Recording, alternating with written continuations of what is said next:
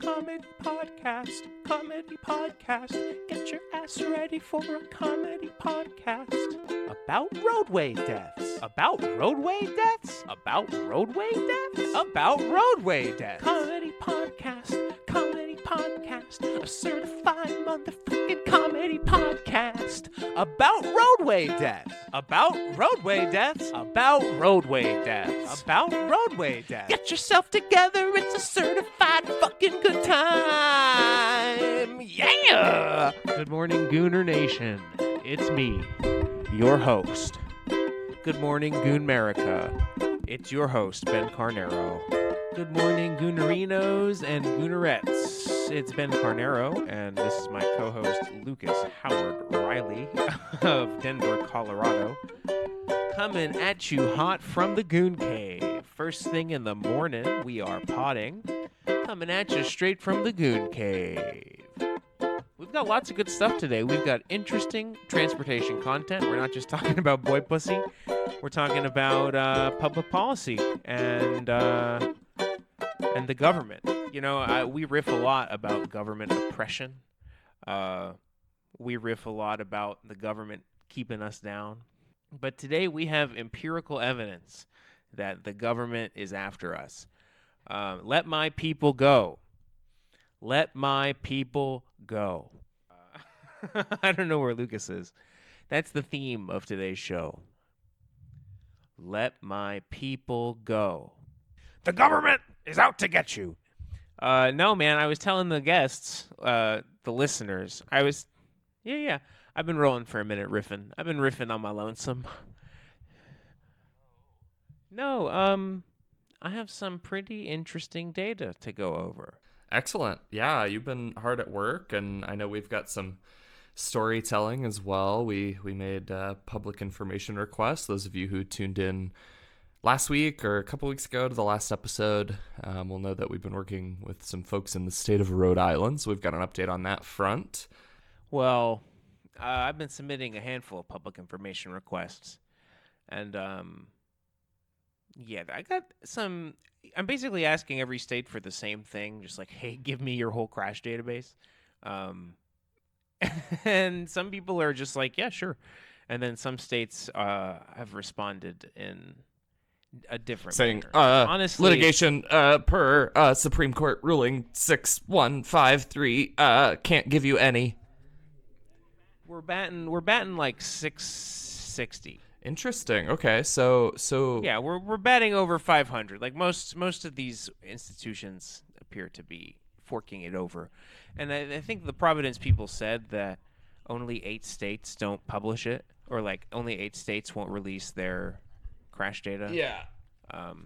So we will find out which ones they are, and we'll get back to you on that. It's true. Yeah, we'll see how accurate that is, but.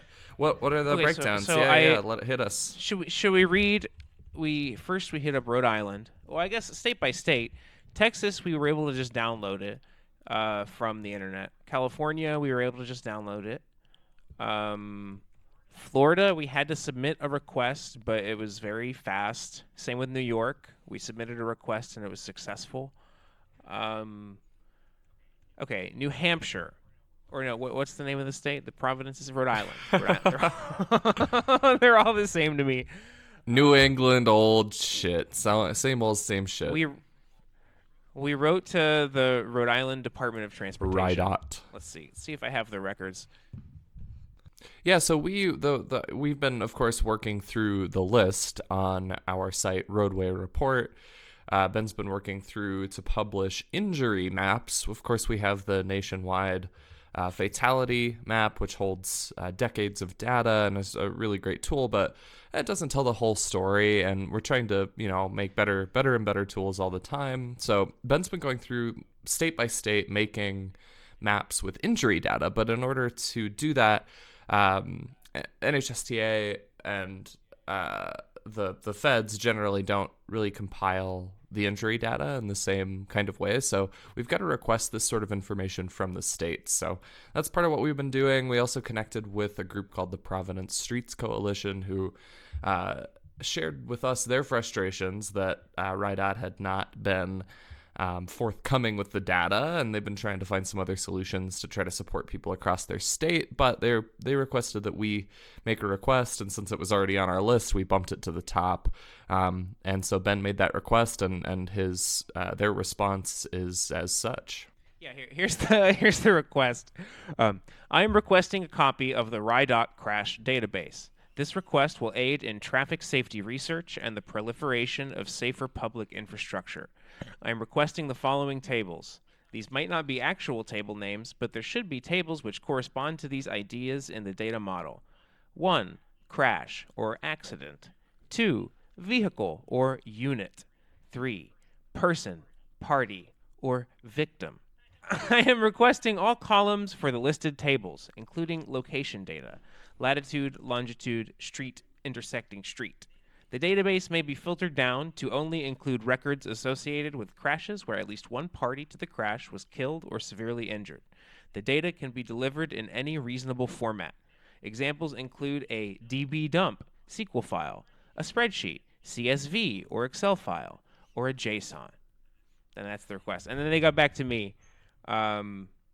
Your Rhode Island is responding to your request as follows. Your request is governed by the Rhode Island Access to Public Records Act. Crash data is not a public record pursuant to RIGL 38-2-2 4E. The following records shall not be public. Any records that would not be available by law or rule of court to an opposing party in litigation.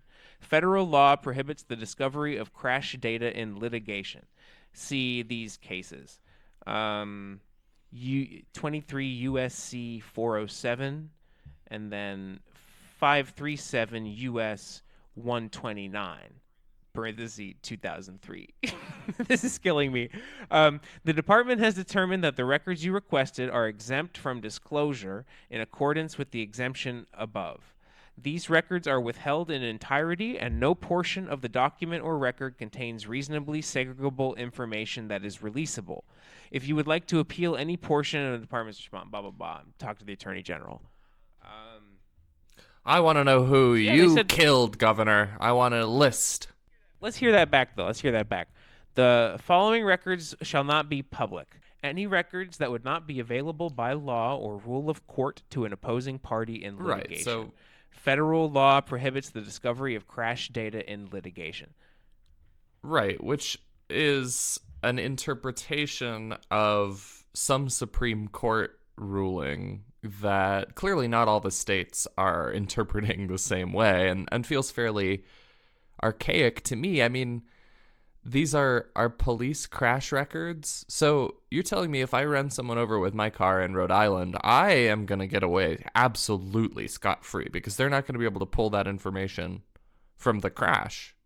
Like the prosecuting attorney is not going to be able to pull up the police record of my running someone down, popping their little skull. Like, it feels like a really, really unreasonable way to rule on a database-wide request like this, especially reviewing the type of work that we do. I mean, maybe if you listen to the podcast, I guess I could understand them not wanting to release the data to us, but but in terms of like what the map does and what groups like the Providence Streets Coalition are fighting for, like these people are trying to make their communities safer. Like, it is in the interest of public safety and public well-being.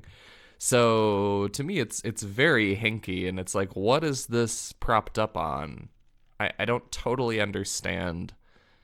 Unless the state is risk averse. I've said this before. They're just, I mean, I think it's a perfectly, I don't want to say it's a valid legal interpretation, but it's like, whatever, dude. I don't fucking know. The state can decide whatever they want. They're in charge. They get to interpret the laws. So, like, I don't know. It's dumb, but I don't have a lawyer to, like, follow up with the Attorney General. Yeah, I mean, I'm not necessarily saying there's anything that we can do to move it. I'm saying, yeah, that it's very dumb and stupid.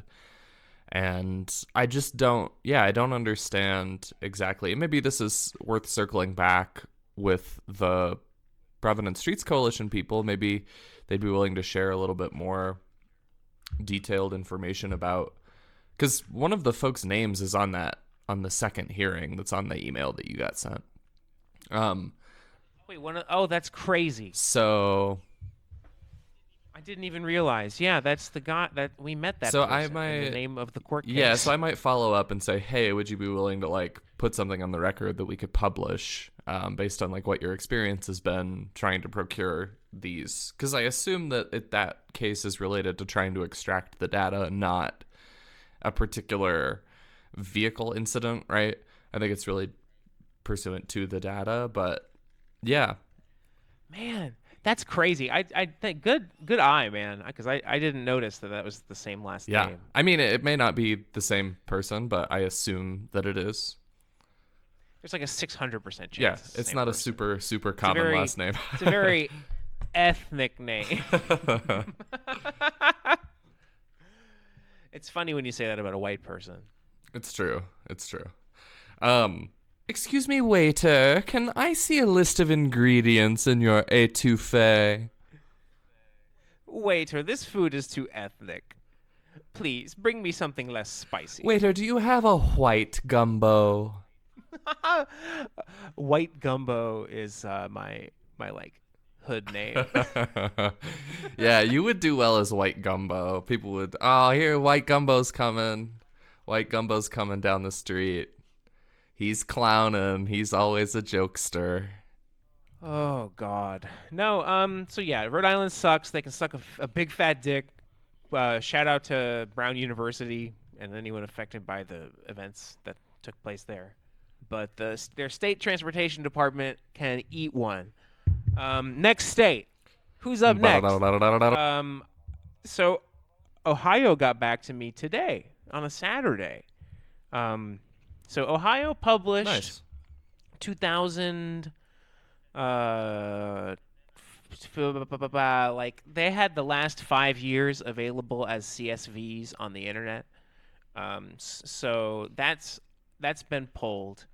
And then I wrote to them just asking like, hey, you only have 5 years, you know, right. Do you have anything else like laying around? Because a lot of the time the issue isn't that the records don't exist, but it's that they've changed from one system to another. And there's like overhead costs associated with getting that data into the new system.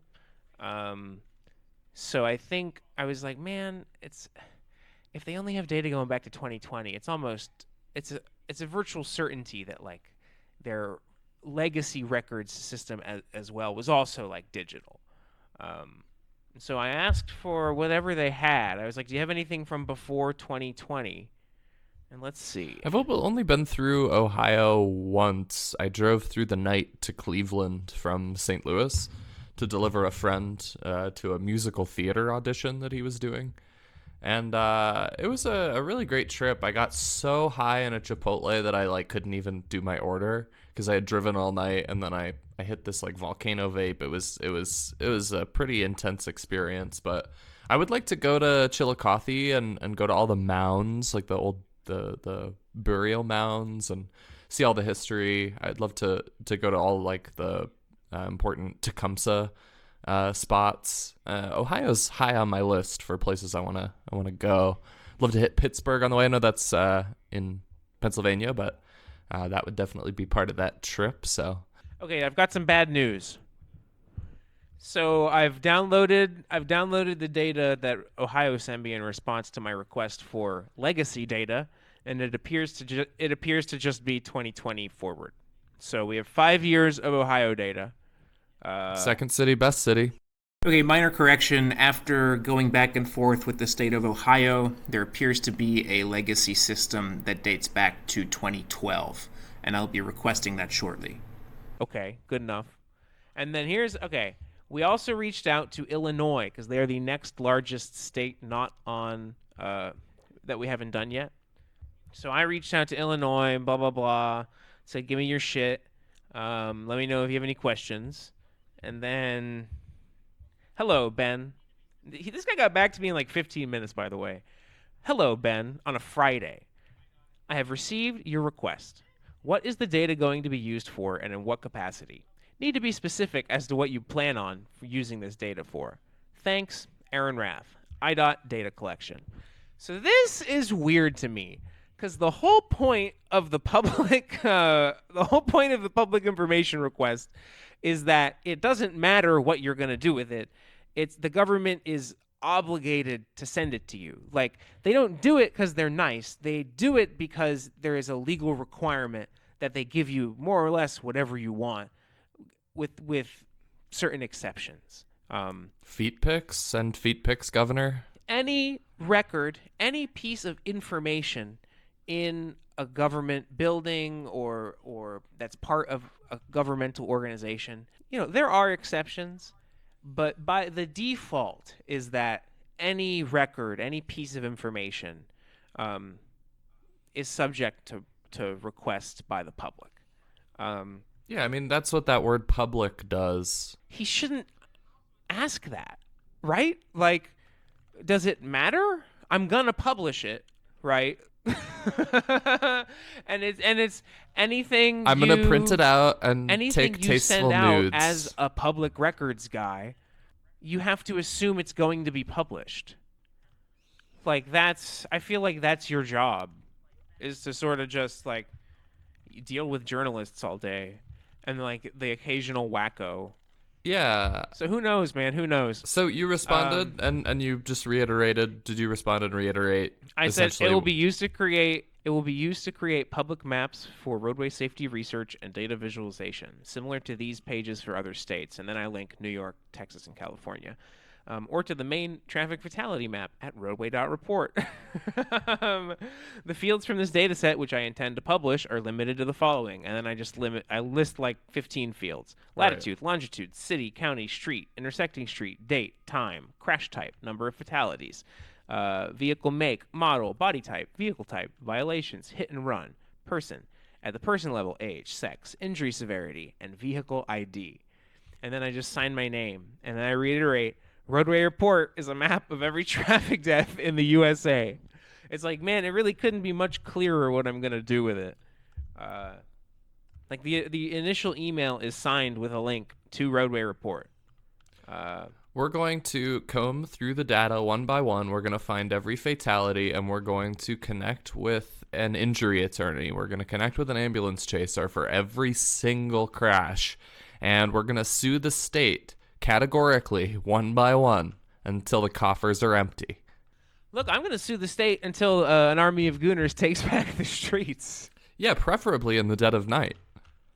So this one is definitely like eking me out a little bit. I think they're probably going to say no or something. It just doesn't feel right.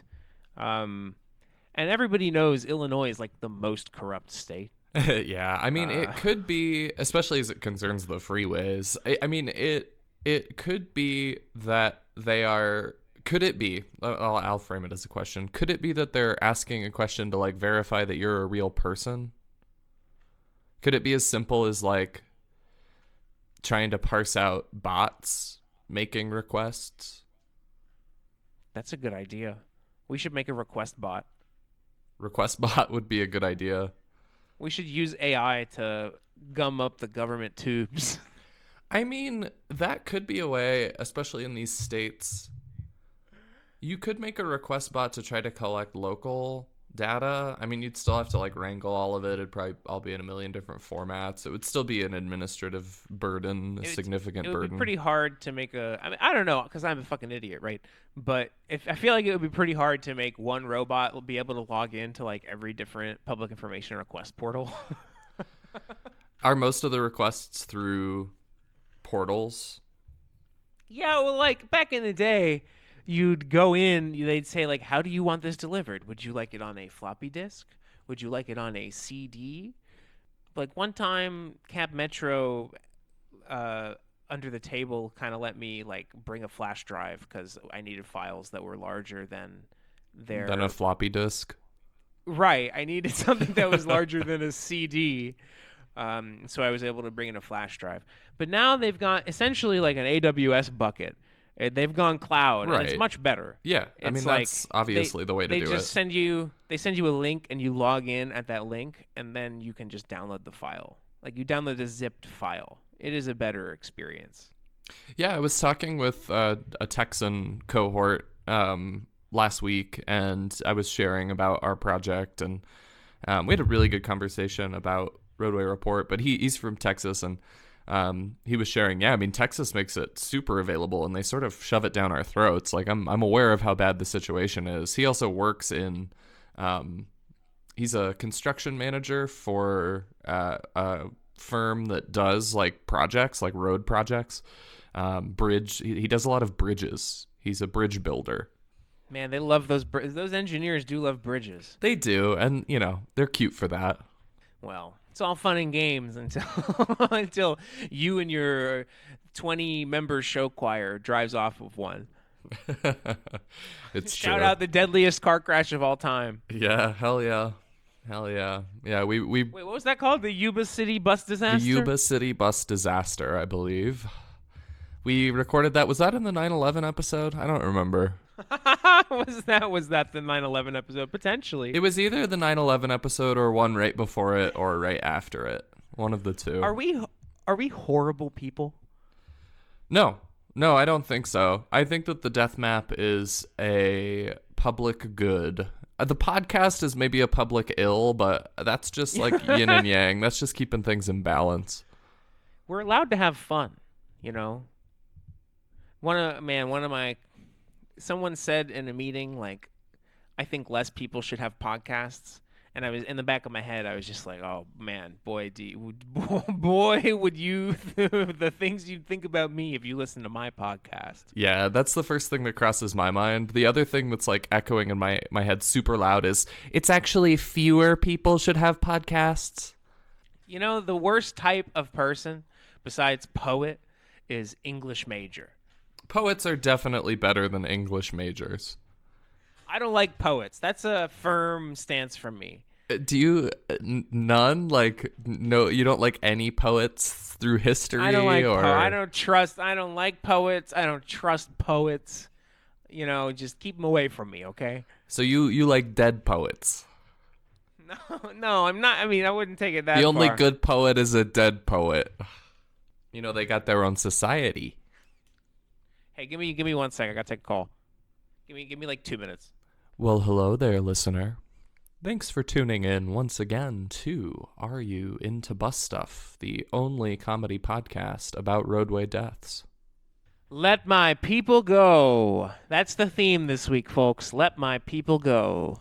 My people being Crash Records. Scooterers. Micromobile Americans. Micro-penis Americans. Hey, listen. Hey. We're good people. The fine, upstanding American citizens who have the fucking enormous horse balls to get up in the morning and bike to work, okay? Because it is scary out there, people. It is not a good time. And if you are brave enough and selfless enough to get up and scoot to work, we fucking salute you. Because America is a shithole, and it is extremely hard to bike to work here. So let my people go. We want the government to stop oppressing us, and we've got some data to share. So recently, there have been a number of speed traps in West Campus and on UT campus. Whoa, wumpus. But for bikes and scooters. Ooh, they've been ticketing bikes. Let my people go. I mean, this is really big. This is really big in the news right now. They're giving people tickets. They're giving them tickets for going too fast on their e-bikes. They're ticketing people for is running stop signs. What? I haven't stopped at a stop sign since 2007. I mean, especially like on campus. Right. Where it's like car free. Carefree, car free, UT. So why are they ticketing people? What is the public? I don't did know. Someone get hurt? Are they just trying to raise revenue? I think it's a psyop. I think it's the CIA, but I don't have any information to support that. You think what it's I the government? what I do have is some data on the number of bike and scooter stops by UTPD. Okay, so let's just start with 20. Okay, so from 2019 to 2022, like from before the pandemic to like right as the pandemic was sort of ending, you might say, they stopped about 100 people on bikes and scooters. So something like 30 a year. Then And in those 20 and those data are just lumped together, micromobility and cyclist. Well, it's just I had to rip this data out of a Tableau dashboard. Uh-huh. And it was sort of complicated. So it's not in any like this format doesn't make any sense. So I'm trying to sort of smooth it over to where it's easier to understand. Heard. So about 30 a year through the pandemic. Between bikes and scooters. And then in 2023, there were no bike or scooter stops. In 2024, there were no bike or scooter stops. In the first 6 months of this year, there were no bike or scooter stops. And then in August, there were 10. In September, there were 10. In October, there were 10 bike stops and 35 scooter stops. In November, there were 82 scooter stops and 26 bicycle stops. And then just in the first 20 days of December, there were 70 scooter stops and 20 bicycle stops. That doesn't sound like freedom to me. Okay, so it's like, okay, what do we know? We know that there is like a concerted effort right now by UTPD. They're doing an about face. They're saying we're not going to stop unless the data is wrong, and that is very possible here. That this is like a reporting error through the public-facing dashboard. With the zeros, that's where my brain goes. Well, here's the thing, though. No one gets hurt. Bikes and scooters don't really pose a threat to anybody, and so they can just do nothing, and it doesn't matter. So it's also possible that they just, like, yes, it's possible that the data is lumped into traffic stops at large, but also it's possible that they just didn't stop anybody because of, like, a policy directive or, like, just saying, the organization saying, we're not going to prioritize this. And so it's like 30 a year, basically haven't had any bike or scooter stops on record for 3.5 years. And then in the second half of this year, we're up to, like, in November, we had as many as, like, the last 5 years combined. Yeah. So they're crazy. definitely upping it. I mean, is it the presence of e-bikes that are, essentially just motorcycles that folks are buzzing through campus on? I don't know how much time you spent on the ground. No, this doesn't say e-bikes. This doesn't say, like, bike stop. This says scooter stop. Do you think that's a Suron? What's a Suron? A bike or a scooter? And then that's probably a Suron. What is that pretty word? good reason. That's probably a pretty good reason why, like, there's some ambiguity here and the data switches between, like, bike and scooter stops being more prevalent. Is like, well, what's a bike and what's a scooter? A Suron is one of those juiced up e-bikes that's almost like an electric dirt bike. Yeah, and yeah, those, I do think should be regulated differently and treated differently. Like, if you can throw your corpus into someone else's corpus going like 35 miles an hour up a hill, that's a motorcycle. Sure, but, like, what's what in this data, and what's what probably varies by state and by city. It's a tough one. Yeah. It's a tough one, man. So you've got a data set which we're not sure. Well, all we know is that the government is after our people. Let my people go. Why? Like, I got in this big flame war because people are posting to, like, the Austin and UT Austin subreddits, like, hey, there are speed traps for cyclists going on, right? And I, of course, have to chime in with well, it's a good thing that scooters don't kill people. And so why is the government focusing its resources on something that has no impact on public safety? That's the crux of it. There's no empirical evidence. You cannot produce empirical evidence that links scooters stopping at stop signs to having any kind of impact on public welfare, public safety. On public health. It is possible. I mean, there are freak accidents, right? But automobiles are a public health issue. And so it's like, why bikes why are and these scooters cucks? are, you can get hurt on them, but it's not a public health So question. why is the government dedicating resources to basically, harassing? Like, these tickets were like $500. Why is the state government harassing micromobility users? Like, how are you gonna feel if you're a fucking punk kid on a $300 Chinese electric scooter? It's a lot of money for a college student, a $500 ticket, right? Are you gonna be compelled to scoot to class after getting a ticket like that is like your whole food budget for the month? Like, I don't know, man. Yeah, I mean, you're probably going to be compelled to take back the streets in the dead of night at that point. Yeah, well, the Gooners will take back the streets, and they're like, the government is after us, right? If you're a scooter and a Gooner, then I wish I'd known about you sooner, cause you're my favorite commuter. That was good.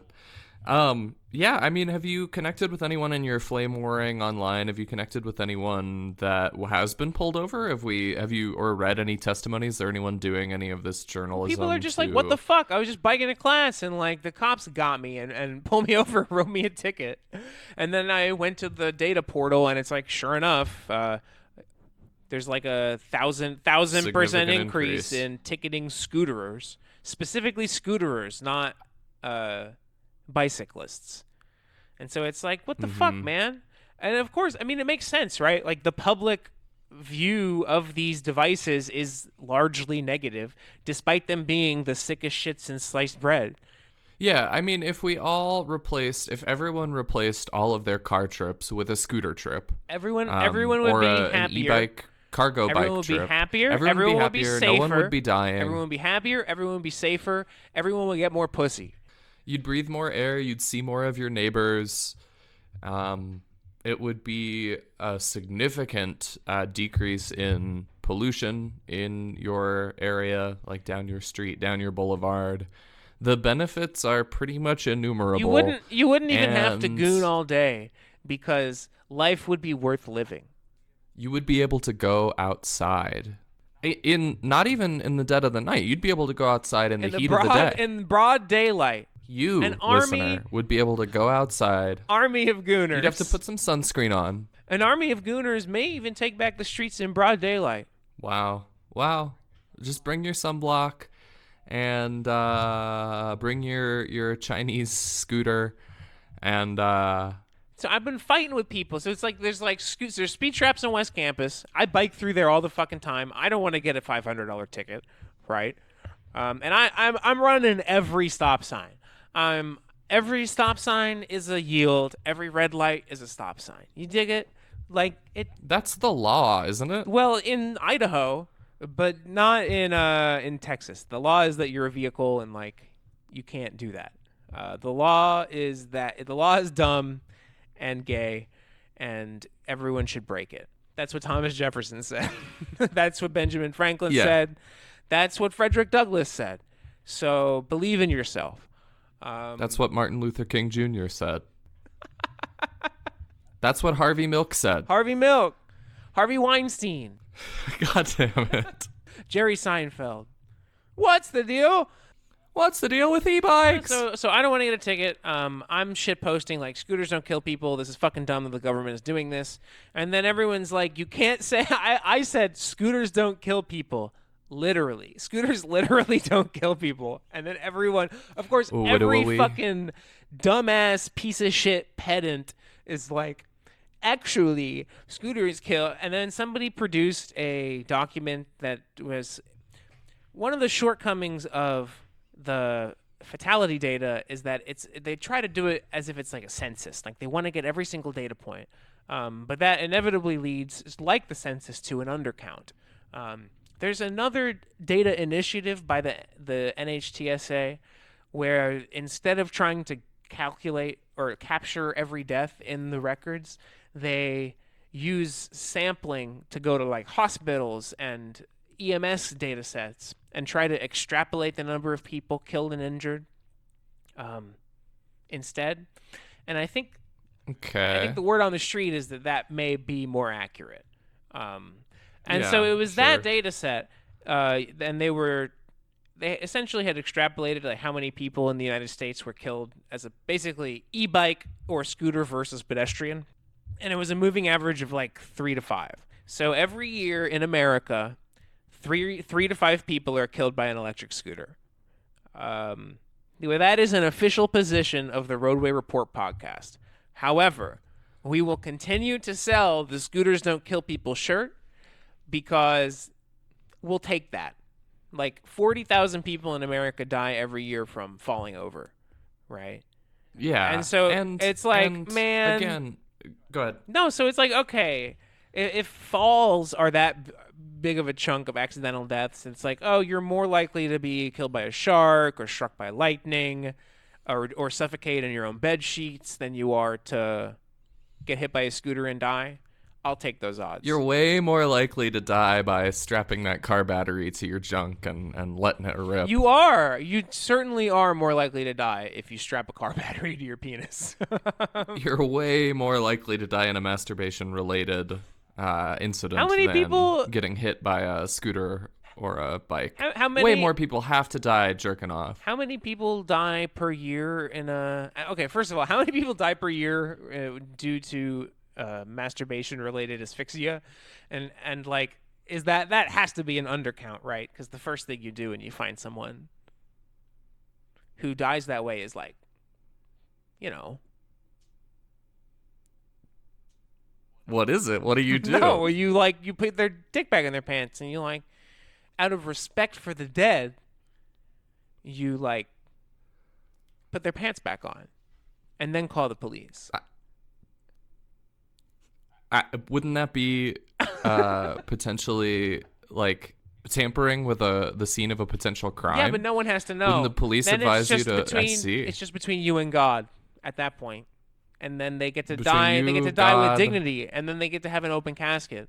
Because if you get caught doing that, So you you- don't get to have an open casket.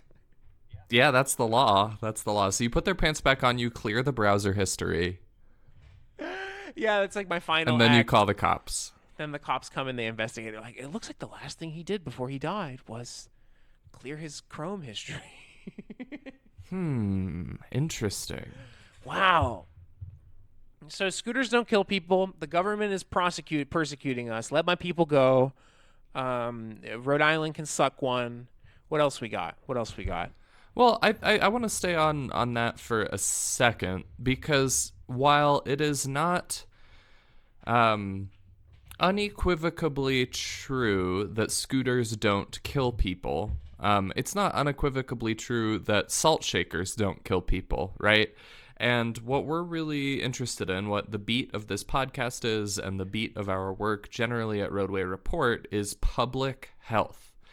And when we're talking about, and I think this is important in a broader context right now with what's happening to our public health structures with RFK and MAHA and what they are doing to some of the government agencies that are in place to try to protect people from things that we know are threats to public health. And public health is different than individual health, right? This comes up a lot, like in talking about supplements and like selling supplements, right? Because you can have an anecdotal story, you can have anecdotal evidence about something improving your health or changing your life, right? But in terms of public health initiatives, there are policies that governments can get behind that will protect the public generally and will protect the people at large.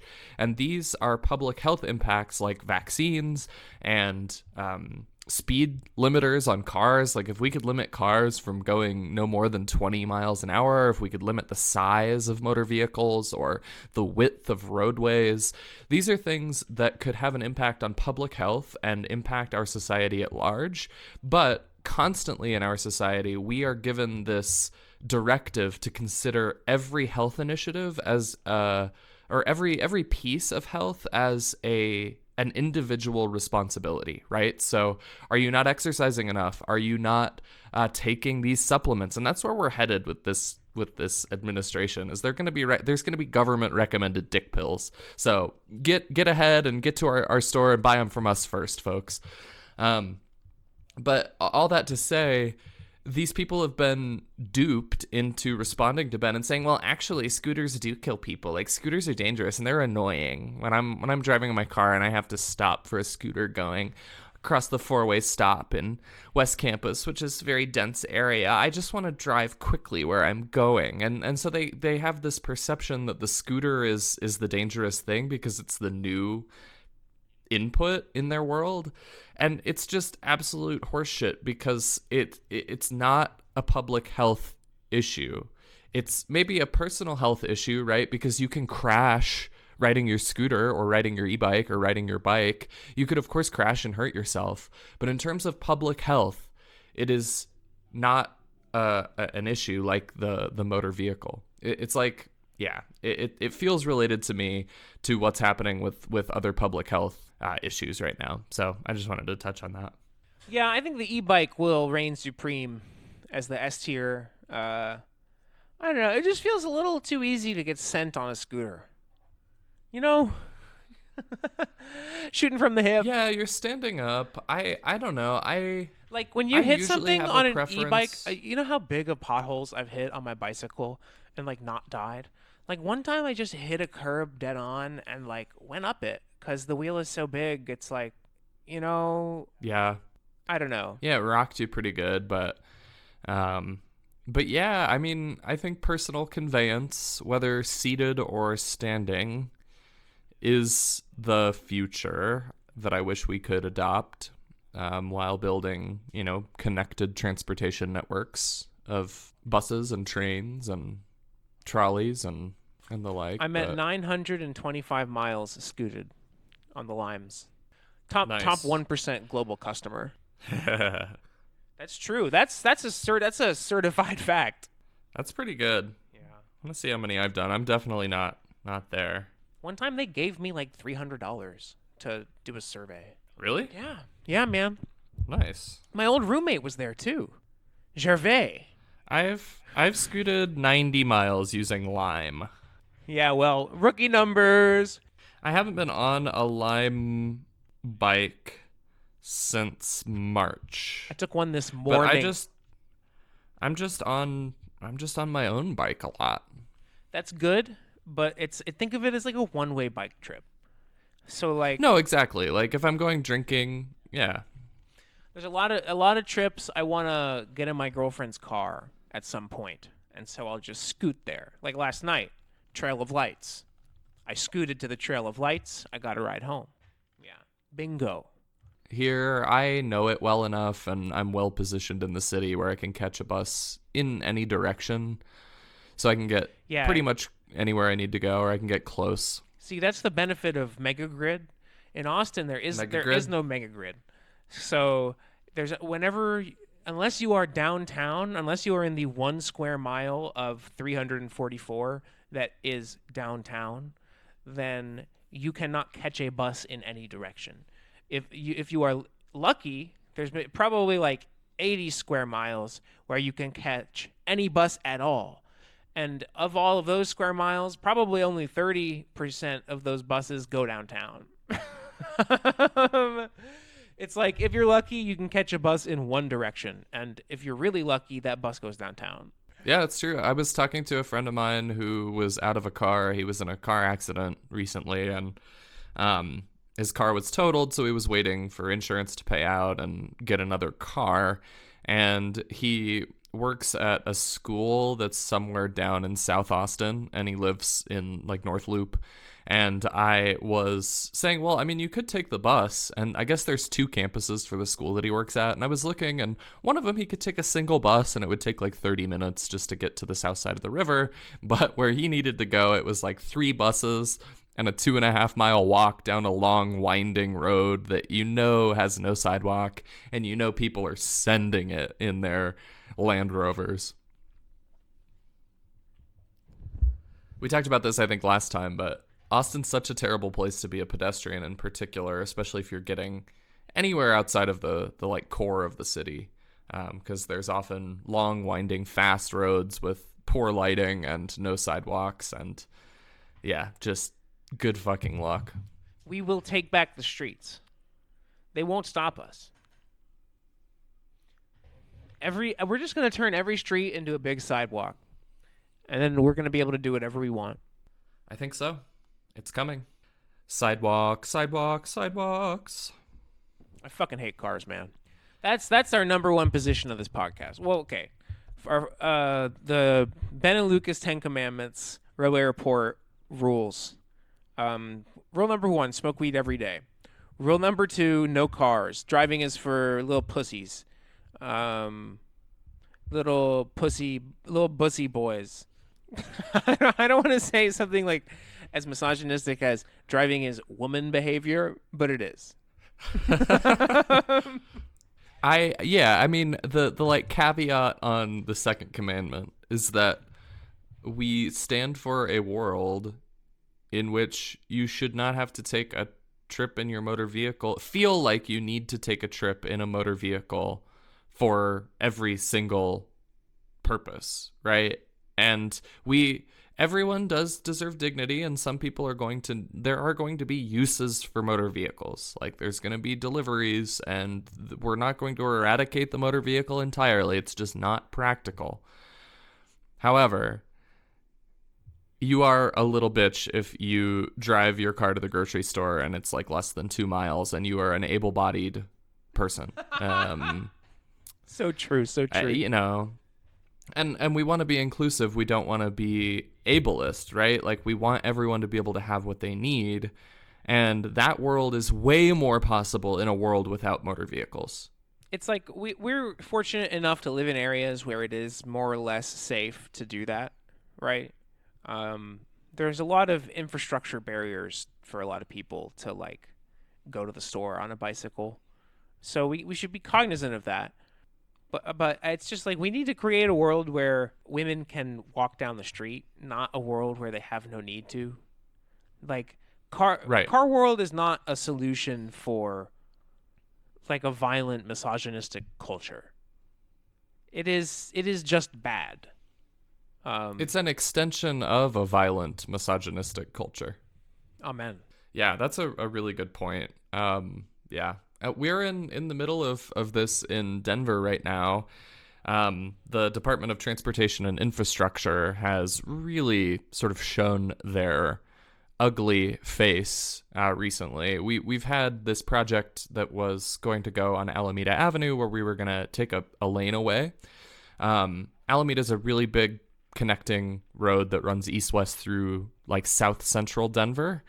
And they were moving forward on plans to take space away from cars and give space to people. It would be a really, really nice improvement to the network. It's an area of town that is hard to get around on a bike, but you see a lot of people on bikes and walking around down there. They've built a lot of dense housing down along Broadway, which like Broadway and Alameda is a huge intersection, very dangerous intersection, dangerous stretch of the road. And the Department of Transportation and Infrastructure, sort of switched up at the last second due to influence from some wealthy residents nearby who were complaining that it was going to be harder for them to drive their cars. And they also spent an additional $100,000 to redesign it. So, like, we had a design that the community supported that was going to make that part of the city safer. And they caved to influence from the car lobby, NIMBYs, like whatever. They're all kind of in the same lump over there. And they spent $100K of public money to redesign the road to essentially be, the same situation as it is now, with the same level of car throughput and no, and marginal improvements in connectivity, walkability, right? Like maybe signals and paint on the road. But we've been trying to pressure them into switching back to the original design, and it's not going very well.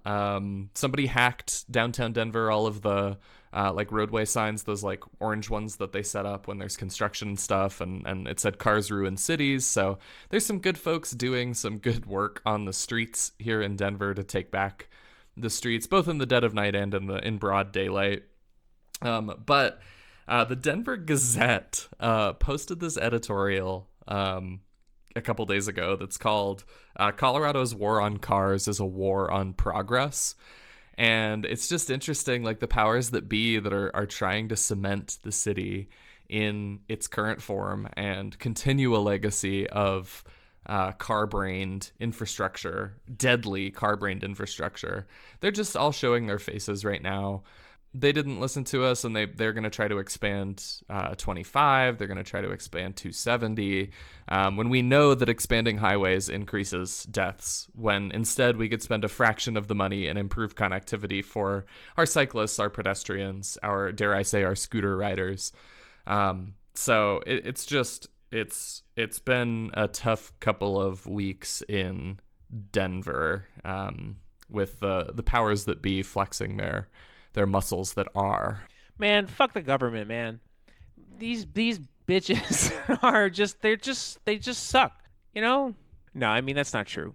Public servants are okay, but these systems don't help people. They don't, and these systems kill people. These are public health issues. These are public health issues. It's as simple as that. And maybe that's and that's where I think we start to get lost, because we're in a world that is like discarding public health, and I think we're going to see a lot of death and dismay in the coming years.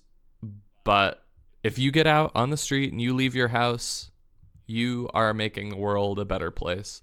If everyone could all on a single day in the dead of night, maybe even on Christmas Eve, could all decide to leave their automobiles behind and get out and take back the streets, we would have a much more beautiful and pleasant world. Yeah. This is the year. This year, Christmas Eve. I forgot. This is our Christmas episode.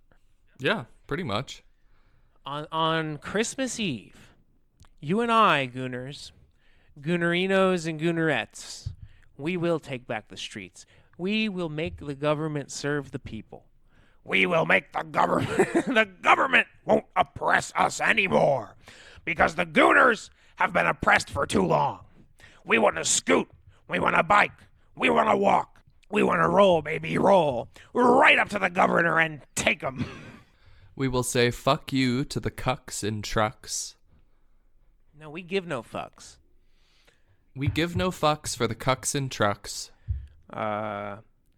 We just want to goon in the sun midnight and to in noon. The moon. Yeah, exactly, Yeah. exactly.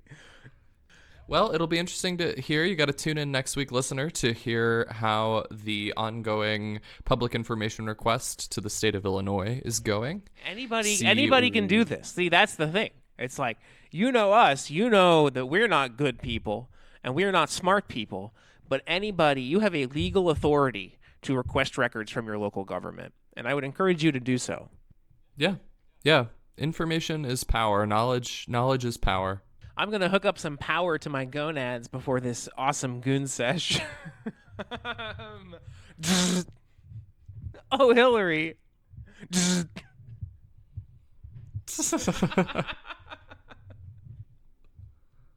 Hillary Clinton is a sex symbol, right? That's a really good one. I don't know. No, I mean, like, she is... She's a sex criminal. She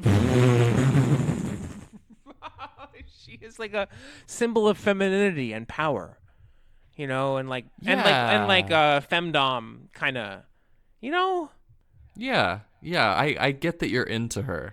No, I mean, she is beautiful. I get that she is your fetish. Siri is my fetish. Hillary is my queen. I'm okay. I'm not crazy. You're crazy.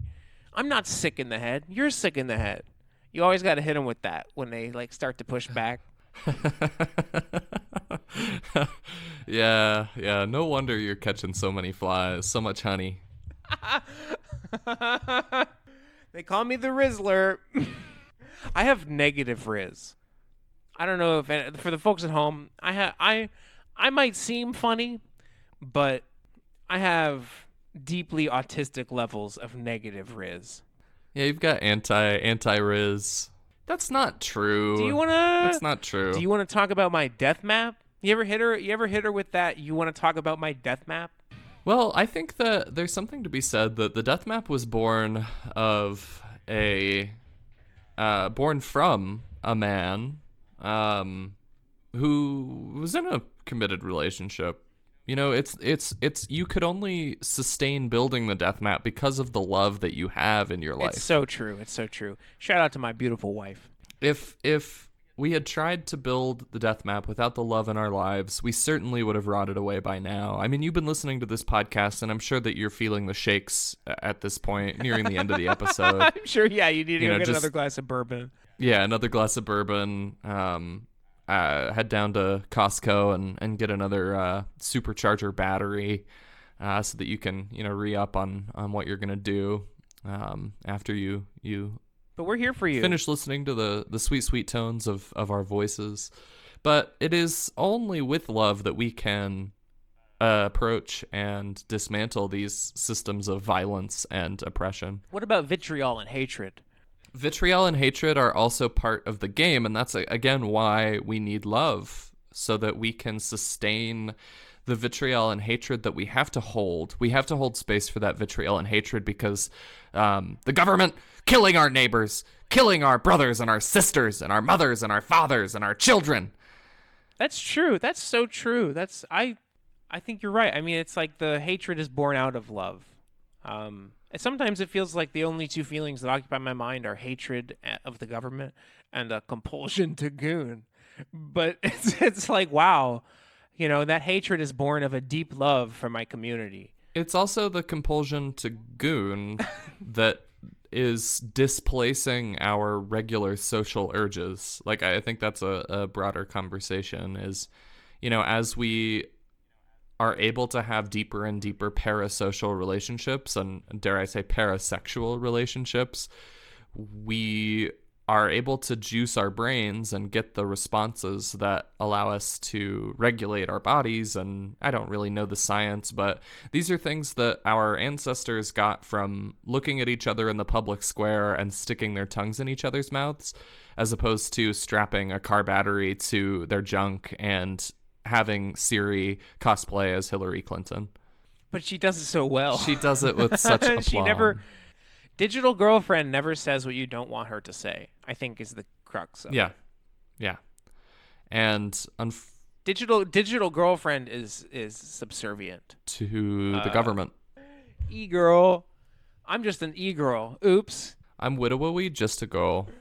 God. Oh, waiter. Oh, boy, am I going through it. Oh, I'm sorry, sir. My wife just left me. I just lost my horse. Oh, boy, am I going through it. Oh, gosh. Well, I think I know something that'll make you feel a little better. Have you ever tried white gumbo? Oh, no. What is white gumbo, waiter? White gumbo is like gumbo, but for people like you. Whoa, people. What do you mean, people like me? Well, white people, sir. White people? White people love gumbo. I'm Cajun. I would know. My name is John Gumbo, CEO of Cajun Enterprises. But I'm having a real rough time of it. Well, sir, I'll pour you up. I've given you a lot there, but I think you can run with it. Well, sir, I'll pour you up a bowl of our white gumbo, and we'll be interested to hear. I'll let the chef know that you are Mr. Gumbo himself. Could you put on some Zydeco for me? I will. I've got a Cajun tingling in my feet. Yes, I'll do that. And we've got a few crawfish still alive in the back if you want to come pick them out. Maybe get a little pinch. If you bring me a platter of them raw, I will select the ones which I intend to consume. Excellent. I will bring them presently. I forgot. It's not the same character. John Gumbo is like a new character in the universe. Hello, it's me, John Gumbo, Cajun, CEO of Cajun Enterprise, John Cajun, white. Yes, bring me a white gumbo and bring me a platter of your raw crawfish, and I will select the crawfish that I intend to consume. I'm having a rough time of it because I lost my horse and my wife left me. Okay, keep going. I'm ready. And anything to drink, sir? Yes, I will have vermouth. 1 equal parts sweet and dry. Neat. Excellent. Coming right up. Okay, sir, here is that basket of crawfish here. They're still wriggling, so you can get in and do that. And would you like me to pour the gumbo? Yes, please. Serve me the gumbo. Absolutely. Would you like to taste it first? No, I will have an entire bowl. As I always say, one man's slop is another man's gumbo. White gumbo is just Chardonnay. It's gumbo for white women. Uh-huh. Well, sure, I'll have some gumbo and some sweet vermouth. Can you bring me some real gumbo? Or some etouffee or some fried catfish? Oh, sorry, sir. I was told that we weren't to serve you that. We know your gig here, John Gumbo, if that is your real name. Am I like one of those people who tries to get free food at restaurants? Yeah, but you're doing it in the craziest way. Have you, in your serving career, ever had to deal extensively with like a notorious giver-backer? Yeah, we had a couple. We had a couple at the pizza restaurant that I worked at. It was annoying. We got to discover them, and it's a really hard conversation to have. One time it was a new host, and they sat this guy in my section, and he was already sat, and he had done this like 2 or 3 times in the last couple of months, and I told the manager, and they were like, well, okay, we'll give him one more try. And I was like, okay. And then he made my life hell for like 2 hours. And he did get away that day without paying us. And then he did not come back. We were clear enough. There was this sounds so obscenely racist, but there was this family of who It was a white guy. No.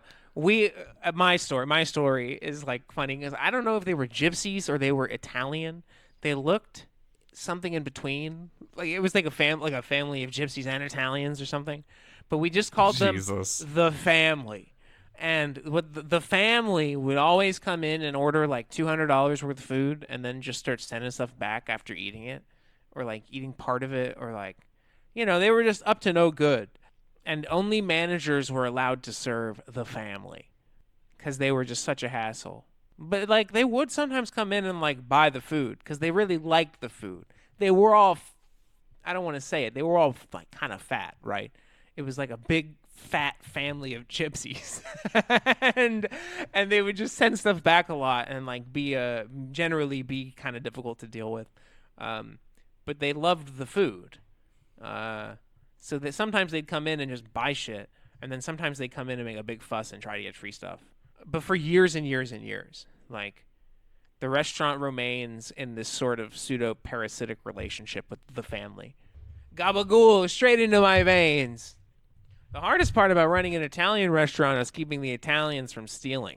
Well, Gooners, Gooner Nation, thanks for coming with us this week as we talked about scooters, Gooners, commuters, computers, and the way Zoomers, boomers, doomers, and groomers.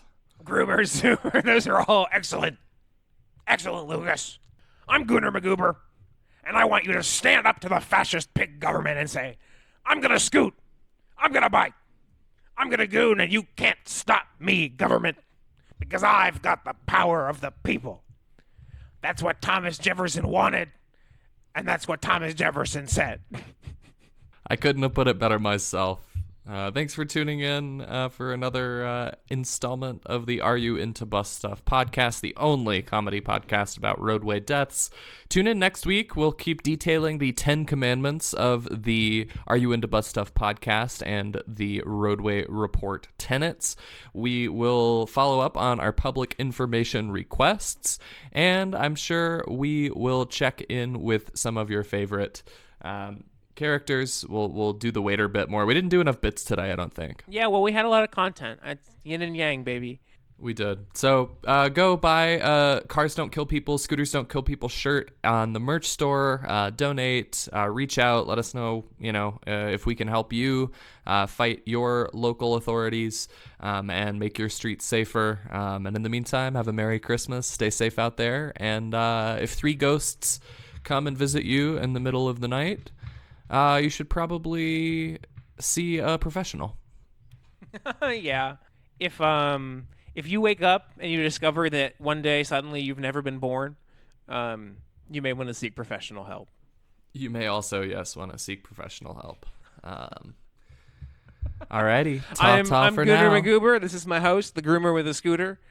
And That's funny. we're coming at you straight from the Goon Cave. Truth flavor blasting the truth straight into your dick. That's all, folks. Comedy podcast. Get your ass ready for a comedy podcast about roadway deaths. About roadway deaths. About roadway deaths. About roadway deaths. Comedy podcast. A certified motherfucking comedy podcast about roadway deaths. About roadway deaths. About roadway deaths. About roadway deaths. Get yourself together. It's a certified fucking good time.